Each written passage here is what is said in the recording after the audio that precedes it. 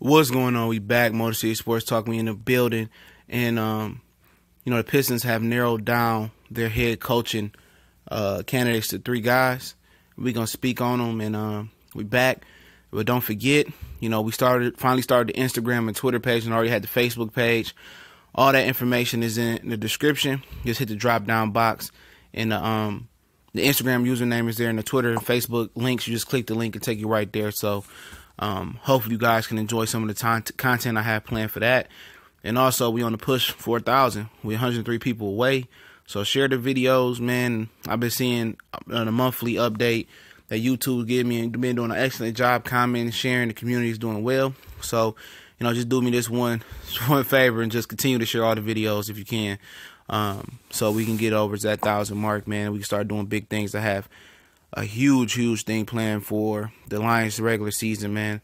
It's very, very big. It's gonna really change a lot, for the channel, and it's gonna, be involved with a lot of you guys, man, being interactive with it. So I'm laying the groundwork now for it, and can't wait for it to come all together, and I can announce it when I got the deal signed, sealed, and delivered. But right now I'm just putting the final touches on it. But we back, we in the building, and the 3 candidates are, John Beilein, who's going to meet with Tom Gores and get a final interview with him. Head coach of the University of Michigan, go blue. That's my school right there. Dwayne Casey, Toronto Raptors head coach, former Toronto Raptors head coach. He going to get a meeting. And then this assistant coach from San Antonio Spurs, Udoka, I can't pronounce his name. I'm sorry if I mispronounce it. He's married to actress Nia Long. She's a sister to Lisa Ray. I believe they sisters or something like that. But yeah, Nia Long, man. Wouldn't mind seeing beautiful Nia Long in the seats at Little Caesars Arena. Right now I don't know much about this guy from the San Antonio Spurs. He was he's Nigerian descent, I believe. He might be from Nigeria. He played some ball in Portland, Oregon. He went to school in Portland State University.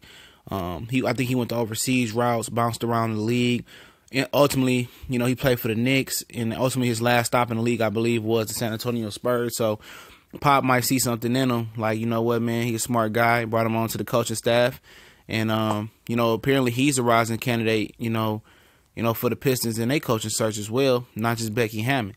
So he made the final cut over Kenny the Jet Smith, over Juwan Howard, over Jason Kidd. So he must be very, very impressive. Now, when we first talked about starting this head coaching search, our whole premise on this was, let's get a general manager in there first. And I think, quiet to be kept, I think they have that guy already. They want to be the president of basketball operations / GM. I think that guy's in place. And hopefully he's in place, because I don't want to see a GM stuck with a coach and that be his excuse why, it didn't work in Detroit. I didn't have the coach that I needed. I provide the players our philosophies with 2 totally different philosophies. So they might end up, announcing the basketball operation guy / GM guy with the head coach. So the last 3 candidates are going to meet with Tom Gores. I don't know what good that does. He don't know nothing about basketball. He don't know nothing about sports. He's like a crazed, casual fan of sports. I don't see why. I understand, why he has to get the final interview to see, get the feel, this the right guy he won't lead in his organization, but he don't know nothing about basketball. So the Ed Skanowski guy who's advising, overseeing the hiring process, I'm pretty much sure he was in on the interview process as well. I think Tom Gores is going to have a little bit of input on, who he wants to see in there. So I always like to see new blood infused into a team and into the league.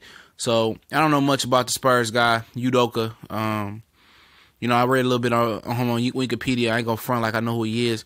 But somebody new, somebody innovative, somebody that comes from a winning organization from the San Antonio Spurs, it piques my interest, especially when you beat out guys like Juwan Howard, who played their dudes, Kenny J. Smith, who's been a semi-hot name out there. You beat out Jason Kidd and probably a couple other candidates we didn't even know interview for the job and make the top 3. That's really, really impressive for this young man. And, I would like to see him get the opportunity. Now, am I selfish about John Beilein? Absolutely. I want to see John Beilein stay in Amazing Blue. When he came from West Virginia, I wasn't the biggest fan of his offense, but he made adjustment and came to Michigan, and, he made adjustment with the players he recruited. and he formed his offense to make something different. So he shows the ability to adjust and make adjustments. He's not one of those coaches that's just, it's my way or the highway, or this the offense I'm gonna run. I'm gonna make my players fit into this offense even if they don't. He's a smart guy, and it really wouldn't be any issues as far as the Billy Donovan situation with Oklahoma City Thunder, where Russell Westbrook kind of, they can't tame him over there, and Billy Donovan is not the personality. I mean, John Beilein instantly, he can walk into a room of anybody, any demographic, young kids, old, black, white, purple, green people, and he has that instant, aura that demands respect. He's just such a nice guy that, he just demands respect, and you want to respect him, and you want to win from him, and you could just respect the effort and then the belief he puts into his players, and the game plan and the love of the game he got. So my selfish Michigan Blue ways want to stay in Michigan, but I always want to see somebody move on to bigger and better endeavors and topple new challenges, in their life. So if John Beilein's the coach, I'll be definitely 100% behind him, and pushing.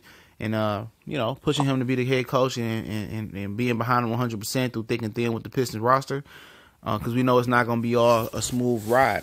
And then you got Dwayne Casey, who kind of, plowed his way into the top three. And there's reports that he actually, blew them away out in the interview process, similar to when Jim Caldwell interviewed for the Lions job. He came with videos breaking down and showing how Matthew Stafford, how he can change and help Matthew Stafford and help his offense. And it was about taking away some of the gunslinger throws and making him more of a game manager. Now, going on, probably our next video is going to be talking about the Jim Caldwell holdback, Jim Bob Cooter.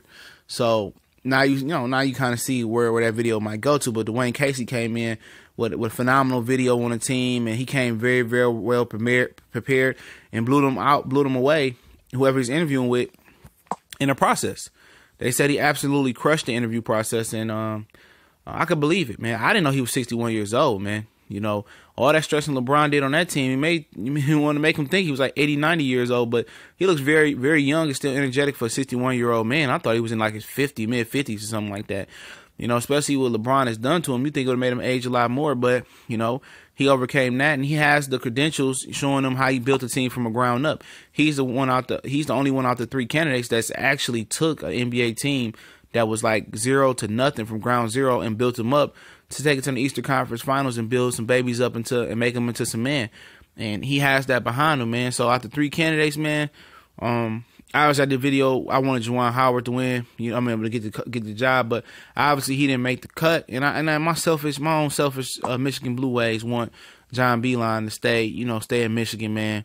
I'm very intrigued by the San Antonio guy, just knowing that he must have interviewed. He must have a big, big future, and must have got a stamp of approval from the Spurs organization and Greg Popovich to even, make it this far. And I'm intrigued by him the most. Obviously off the three, I can't really tell you about Udoka. I hope that's his name. The most, but he just seems the most intriguing. And obviously I want John Beilein to stay at Michigan. But for the better good of the Detroit Pistons, man, it's tough, man. I like Dwayne Casey a lot, man. He's been there, done that. He's experienced. The thing about this job, I wanted young and innovative. I wanted somebody that was going to bring some new energy and have a different keen or a different key plan on player development. And Dwayne Casey knows how to develop players. John Beilein obviously developed a lot of players at the University of Michigan, but I couldn't pick, man, to be honest, man. This San Antonio guy is very, very intriguing, man. Not only did I want to see Nia Long in the seats, that's my baby, but it's very, very intriguing that, he comes from a winning organization. He got the stamp of approval from Greg Popovich. And like I said, I'm biased on this one. I don't like to be biased, but I don't want John Beilein to leave Michigan. I like Dwayne Casey, but I'm going to just go on a limb and say Udoka gets this job. I don't know why. Just a limb, but we out.